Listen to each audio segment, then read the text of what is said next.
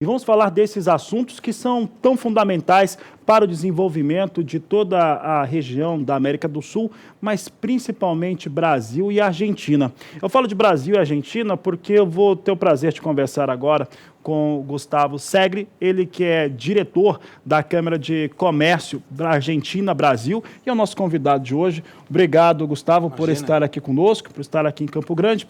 Gustavo, essas questões que estão sendo colocadas, corredor bioceânico, possibilidades de desenvolvimento, como que isso deve atingir aqui países como a Argentina, como o Brasil? Boa tarde. Boa tarde, muito obrigado pelo convite. Atinge em cheio a economia para bem e para o mal, porque não é apenas um caminho de ida. Todo corredor gera a possibilidade de você levar o teu produto até a Ásia de uma forma mais rápida e mais barata. Porém, permite que os produtos da Ásia cheguem aqui na região também de uma forma mais rápida e mais barata. Ou seja, temos que estar prontos para entender que é irreversível, que é bom para a economia, mas que não é um caminho mágico. A gente tem que se preparar para que isso não deixe pessoas feridas no caminho. Pessoas feridas em indústrias que possam fechar e desemprego que possa aparecer por uma questão muito simples. A Ásia tem uma tecnologia muito mais avançada para determinados produtos, sobretudo industriais, com taxa de juros muito mais em conta e uma capacidade de produção à escala maior que aqui não tem. Então, eles podem fazer produtos que aqui na região, Brasil, Argentina, Paraguai e Chile, fazem com um custo maior. Então, isso que nós precisamos estar preparados. Gustavo, algumas coisas aqui no Brasil e na Argentina também, pode-se dizer que são mais complicadas. Acesso ao crédito, o custo desse crédito.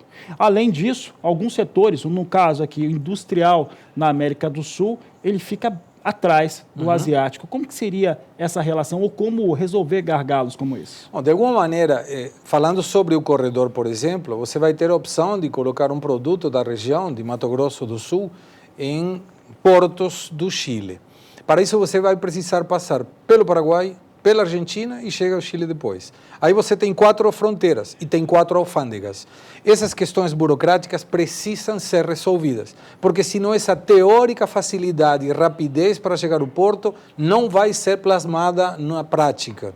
São questões que têm que ser conversadas, que têm que ser discutidas nos governos, entendendo que para toda essa região que vai abarcar o corredor é uma possibilidade de desenvolvimento muito bom.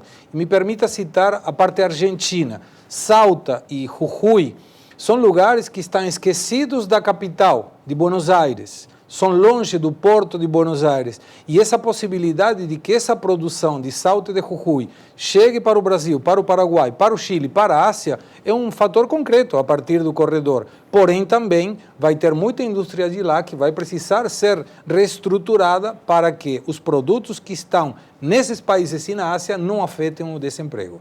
Quando você fala que é algo que é inevitável, precisa ter esse corredor, e até você fala, citou muito bem, né, para o bem ou para o mal, é uma situação que está escrita, vai ter esse corredor e os países, no caso, os setores do comércio, da indústria, precisam estar preparados para esse momento? Tem, e é uma questão que tem 2 focos importantes. A preparação da maioria dos aspectos econômicos, governos de todos os países que nós estamos falando agora, está enxergando, por exemplo, o acordo Mercosul e Europeia, o acordo com os países do Ásia-Pacífico. Mas todos esses acordos permitem supor uma redução do imposto de importação em um período de tempo. Quer dizer que se você produz qualquer produto hoje, você vai ter uns 5 ou 10 anos para você atualizar a sua produção em função de um produto que poderá vir de longe mais barato. A questão é que temos muita questão que não está sendo conduzida ou pensada, que é a tecnologia. Nós precisamos preparar os futuros empresários com questões de empreendedorismo e comércio internacional. Se você enxerga, a quantidade de empresas que tem no Brasil são milhões, mas quantas delas exportam? 25 mil. É muito pouco. A mesma coisa acontece na Argentina. Nós precisamos mais empresas que estejam prontas para exportar, porque senão vamos ter um corredor bioceânico que seria uma autoestrada gigantesca, colocando um Fusca que não pode ir a mais de 80 km por hora. E isso não pode acontecer. Gustavo, há pouco tempo, inclusive, eu tenho conversado com empresas brasileiras e argentinas que têm, no caso, vendido soja produzida aqui no Mato Grosso do Sul, sai pelo porto, em Porto Mutinho, no interior aqui do estado, pelo rio, desce até a Argentina para a indústria de esmagamento. É algo que tem acontecido de uma maneira até com bastante volumosa, tem acontecido essa situação já há algum tempo. Em relação ao agronegócio, o nosso público aqui no Canal do Boi, basicamente de agropecuaristas, como que ele vai se beneficiar dessa rota e também dessas possibilidades que ela abre? Bom, quando você tem... Esse é um exemplo muito interessante, porque a Argentina é produtora de soja, grande produtora de soja, mas importa a soja brasileira. Terceiro maior player do mundo é a Argentina. Com que critério? Traz a soja, em alguns casos, mais barata do que a própria soja que é da Argentina, que está no interior, para chegar a esse porto através da hidrovia, mas aí ela tem um processo industrial e sai para a China através do Atlântico. Essa colocação vai mudar com o corredor, certamente vai mudar. E muita indústria de esmagamento poderá estar dentro da faixa do corredor para chegar a Ásia mais barata. Então, esses são aspectos que mudam através dessa situação logística. Campo Grande tem uma grande oportunidade, que é se transformar num hub logístico de produtos que venham de lugares que não têm saída para o mar e que a partir desse hub logístico cheguem ao Pacífico. A questão é que precisa ter muita capacitação para os empresários, para os estudantes que serão os próximos empresários e fundamentalmente é um critério do governo. O governo tem que entender que essa irreversibilidade tem a ver com que, na época do Mercosul, muita gente estava em contra. E tem muita coisa que poderia ser melhorada, mas ficaríamos muito pior sem o Mercosul. O corredor bioceânico é a mesma coisa, é uma realidade, não tem como mudar. O que a gente precisa é como nos adaptarmos melhor para essa nova realidade.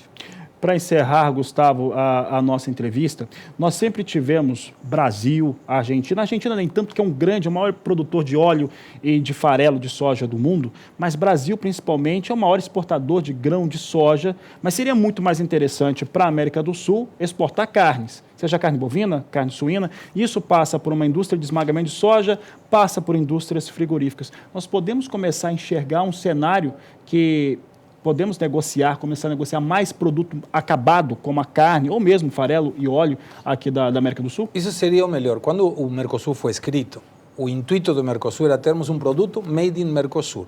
Não era somente eu da Argentina vender para você no Brasil, você do Brasil vender para mim da Argentina.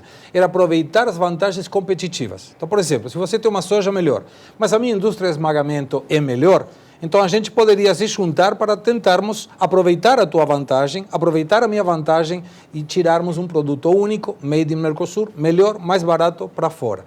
Ainda não foi isso gerado.